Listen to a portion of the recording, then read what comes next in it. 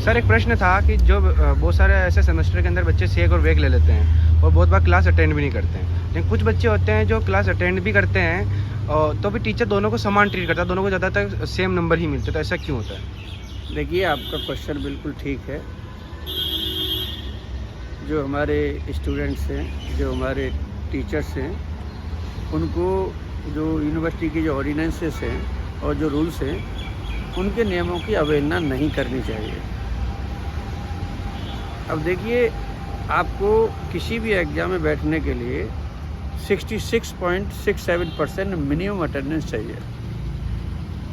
तो यह आपने सही कहा कि बहुत बच्चे ऐसे हैं, बहुत टीचर ऐसे हैं जो खून पसीना बहा रहे हैं, ईमानदारी से काम कर रहे हैं, ईमानदारी से नंबर ले रहे हैं। वहीं एक तबका ऐसा है जो बहुत ही मतलब बातचीत करने में भी एग्रेसिव है। उनकी जब बात टीचर से हो रही है तो ऐसी समझो से गाली दे रहे हैं। 4 महीने से आ रही हैं, अब कह रहे हैं टीचर जी से कि बताओ जी मुझे कौन सी फाइल बनानी है, बताओ जी मुझे कौन से 4 पेज लिख रहे हैं, मतलब एक अपमानित भी कर रहे हैं। तो आप बताइए कि ऐसी शिक्षा व्यवस्था से क्या फ़ायदा होने वाला है।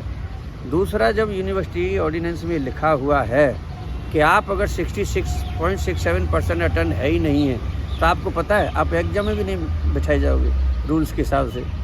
अब आपको प्रशासन ये मदद कर रहा है कि आपको बिठा रहा है और आपको एक अपॉर्चुनिटी दे रहा है कि आप जो गलती कर रहे हैं उसको सुधार लो, तब भी नहीं सुधार पा रहे हो और आपका व्यवहार जो है वो बहुत ही ज़्यादा ख़राब होता जा रहा है।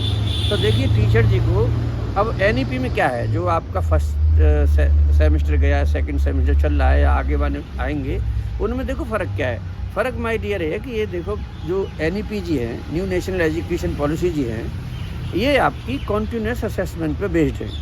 मतलब आप वीकली जो है एक वीकली प्रोग्रेसिंग रिपोर्ट तैयार करेंगे, स्टूडेंट अपनी करेगा सेल्फ, और उसको वीकली बताएगा कि मैंने वीकली में क्या। जैसे फॉर एग्जांपल, अब मान लो आपने योगा फिलोसफी एंड प्रैक्टिस ले लिया है, तो आप बताओगे ना कि आपने वीक में कौन सा आसन किया है, कौन सा प्राणायाम किया है, कौन सा क्या सीखा है। लर्निंग ऑब्जेक्ट अगर नहीं आ रहा और आप 4 महीने के बाद में और आप कह रहे हैं कि जी मेरा वाइवा लीजिए, मेरा फाइल लीजिए और मेरे नंबर दीजिए, तो ये तो मतलब जो है ना किसी भी शिक्षक को भी बेइज्जत करने का या सिस्टम को बेइज्जत करने का बहुत बड़ा मतलब आप अपराध कर रहे हो। दूसरी चीज़ क्या है कि आप, अब कुछ बच्चे कहते हैं कि मैं CA कर रहा हूँ, मैं IAS कर रहा हूँ, मैं उसकी तैयारी कर रहा हूँ, मेरे पास टाइम नहीं है, मैं बीमार था, मेरे घर में प्रॉब्लम थी। भाई साहब, आपके पास सारी चीज़, हमें क्या लेना देना। आप ये समझो, अगर किसी बच्चे की 75% अटेंडेंस है और अगर उस बच्चे को दिक्कत है तो उसको कॉलेज प्रशासन को और टीचर्स को आ जाना चाहिए। लेकिन जब कोई आ ही नहीं रहा और उसे मेंटली मतलब उसको कि मेरे को तो कोई कुछ कर ही नहीं सकता, तो ये जो चीज़ जा रही है, जो एकदम ब्लाटेंट वायलेशन जो रूल्स का हो रहा है, ये देश के हित में नहीं है, राष्ट्र के हित में नहीं है। और जो राष्ट्र के निर्माता ही हैं, आज उसी को मतलब स्टूडेंट जो थ्रेट कर रहा है, तो आप बताइए स्टूडेंट और टीचर ऐसे क्या राष्ट्र का निर्माण करेंगे। तो आपका क्वेश्चन जायज़ है। ऑनरेबल सभी टीचर से मेरी प्रार्थना है, ऐसे स्टूडेंट को बिल्कुल बढ़ावा ना दें जिनकी कि मतलब बिल्कुल ही अच्छी पोजीशन नहीं है, कॉन्टीन्यूस नहीं आए क्लासेस में। कॉन्टीन्यूस का मतलब ये होता है कि आपने क्लास अटेंड की हो और आपका व्यवहार भी उस लायक हो। अब आपको हम BCom की डिग्री दे रहे हैं, मान लो BSc की डिग्री दे रहे हैं, और आपका व्यवहार समाज में ऐसा है ही नहीं, तो ये तो फिर एजुकेशन देने का पर्पज़ ही डिफीट हो जाएगा। तो as per me, you are absolutely right, we need to do justice those who are coming regularly and doing their work weekly and submitting their work weekly। तो उनको हमें बहुत उच्च कोटि के स्तर पर रखना है। और अगर किसी को कोई प्रॉब्लम है, जैसे कोई बीमार रहे, किसी को कोई घर में प्रॉब्लम है, तो आप उसको मिनिमम पासिंग मार्क्स दे करके उसका आगे बढ़ा सकते हैं अगर वो सुधर जाएँ तो। क्योंकि देखो, शिक्षा में सुधार की हमेशा गुंजाइश रहती है।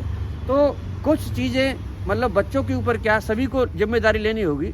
जब कोई कॉलेज के एडमिनिस्ट्रेटर हैं, कहीं भी कॉलेज में चले जाओ, जब वो उनको रोक ही नहीं रहे, जबकि हाई कोर्ट कह चुके हैं, कोर्ट के लॉ कह चुके हैं, यूनिवर्सिटी का रूल्स कह चुका है कि आप ऐसे बच्चों को बढ़ावा न दें।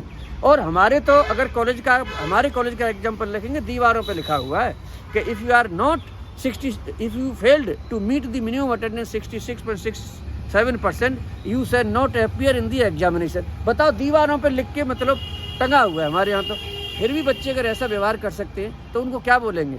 इसका मतलब है कि उनकी जो मतलब परवरिश है उसमें कहीं कमी है। तो मेरी यही सबसे अपील है स्टूडेंट से, टीचर से।